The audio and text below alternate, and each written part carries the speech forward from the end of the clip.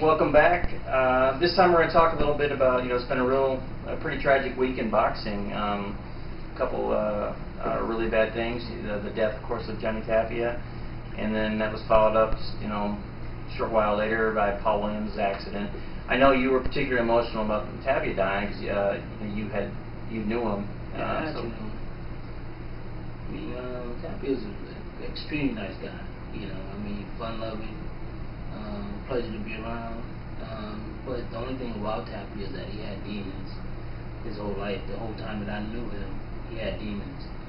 And basically, he was the type that he would never hurt anybody, but he hurt himself more than he hurt anyone. With the substance that he was using, it wasn't really like it was secret, to no one. And it was one of those things that, if he never got rehabilitated, that possibly this would happen. And it wasn't that, that it wouldn't happen, but it would be when it will happen. And I think that's why nobody was really surprised. Most people that heard about it, and I seen the post, and before I look at the post, the first thing everybody said is overdose, and that's, in a way that's disrespectful, but at the same time, if you knew him, if you knew of his history, that's what you would say too. Well, how well did you know him? You said you knew him. Do you have any particular memories or that you had with him? Well, basically, we would talk from time to time, and he was always just, like I said, he was a guy that always had, having fun, like to make jokes, always, and it was kind of like his name, the Vida Loca. My crazy life, and that's what he lived. He lived a crazy life. How much do you think his demons affected what he could have been? He still achieved quite a bit, obviously, in boxing, but do you think he could have been, that much better had he, lived on this, gone on the straight and narrow path? Well, sometimes it's one of those situations you never know, because sometimes, to be honest, when a person's on something, they're invincible to themselves, and sometimes they become overachievers, and so I can't say. We would always like to think that if a person isn't on something that they could do so much better, but at the same time, if a person never done something without being on something, how would you know? Now let me ask you, Jeff. You get, there's one more, rest in peace, obviously, to Johnny Tapia. The last time that you've seen Johnny Tapia, I know he comes to Vegas a lot. I know you're at a lot of the fights, whether you're working corners. Do you remember maybe what the last thing you and him discussed, or I think your last interaction with Johnny? The last time I've seen Johnny, it's been quite some time. But actually, I was at his home, and we were just talking. Unscripted. Yes, it's unscripted. And this song played. Johnny had good taste in music. Freestyle. Showing my way. It'll be off in a second. but yes, like I said, last time I seen Tapia, I was actually at his home, and he was just joking, like always. He was the type of guy that always jokes, and always, having fun. He was just that type of person, and I guess that's my fondest memories of him is just, the type of character he was, the personality he had. His character kind of reminded me a lot. I think that someone actually took his character and actually put it in a movie without, of course, it not being Johnny Tapia. And I think that was in Friday After Next or something like that. When they had a little Mexican guy that he was just like Johnny Tapia. He acted completely just like Johnny Tapia. In every aspect. Well, I'm not surprised. I'm not surprised about you. But yeah, that's my best memories of him is just him being a fun-loving person and actually a true warrior and gave it everything he had when he was in the ring.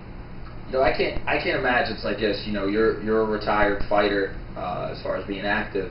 What it's like you guys share I don't know, it's like a code or something, you know, because I see you interact with some guys that are no longer fighting, and it just like amazes me because I say, well, wow, these guys at one point were competitive, or I mean, what is it that you guys have, like a crest or a code of fighters that when you see each other you share like a bond and it looks like you guys have been best friends forever?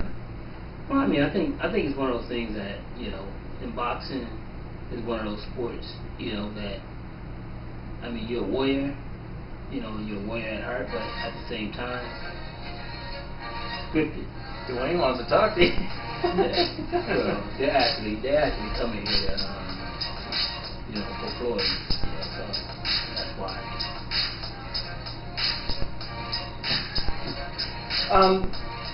Then, you know, what's that? The other one I didn't. The other bad news for the week, you had Paul Williams, of course, in a tragic motorcycle accident. You know, and it's just really sad to think you have someone that's, you know, in their boxing prime or at least close to it, you know, and then their livelihood's, you know, cut short. You know, he's not dead, but you know, it's, you know, taking a livelihood from a guy. What do you think about, you know, just as far as, you know, being a boxer in your prime and having that taken away from you?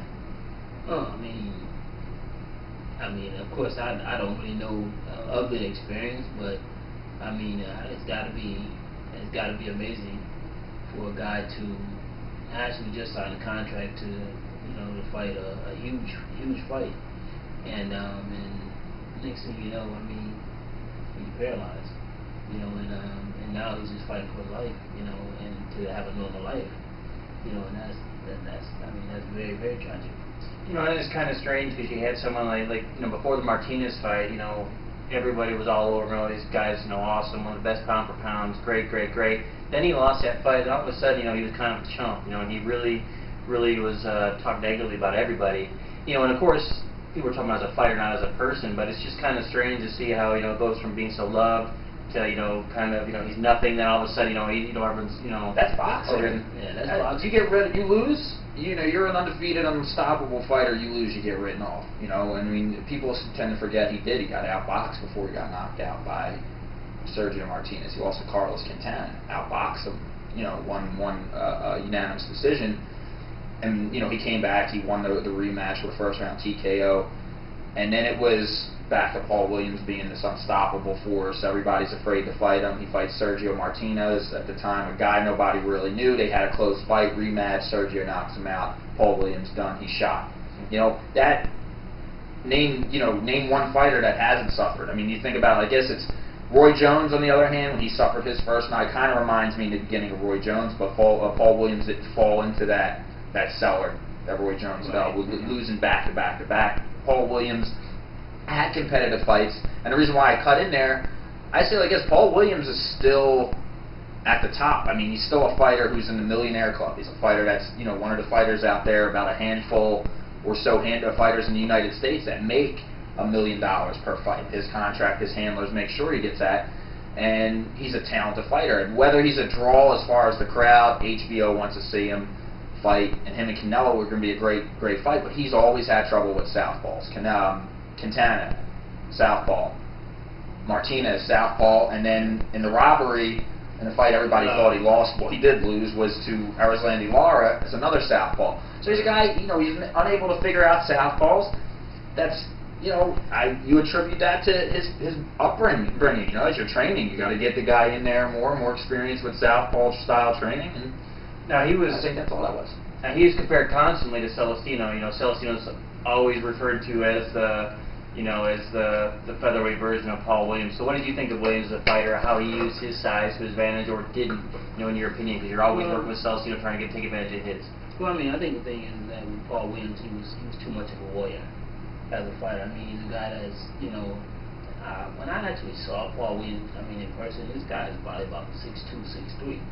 I mean, he's definitely not no 6 foot or 6'1". I mean, and so with that being said, I mean, he's a guy who should be on the outside and never even letting these guys even get close to him, you know, and going to war. But I mean, he was brought up that way, and of course, I mean, he didn't ever want to change, because basically, I mean, to me, which was probably one of the most ridiculous things to ever say, when Matthew lost to Martinez, you know, him and his people even said, they said, you didn't do nothing wrong, you just got caught.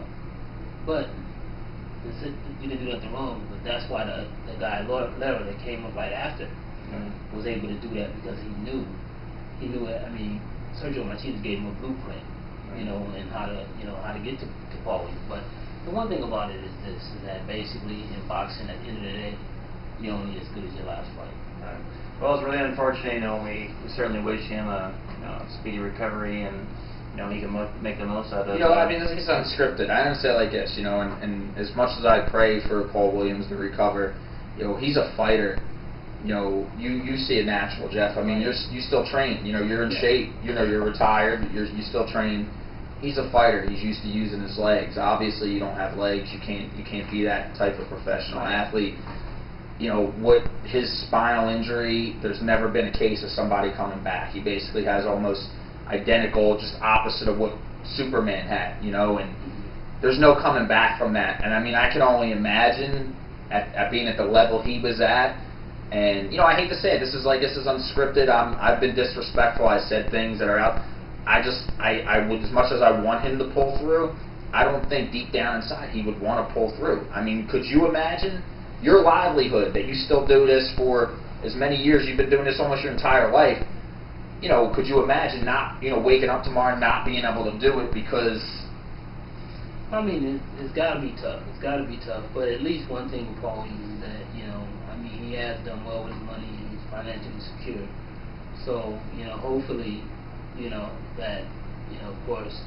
I'm talking the waist down, Jeff. The waist, not just your legs ain't working, some other stuff ain't working too. And So, you know, you're a man. You know, that's... Well, we'll just have to see. You know, only time will tell. Pull it through, Paul. We hope for the best. Yeah, I mean, like I said, I mean, of course, all our players go out to Paul and we wish him the best.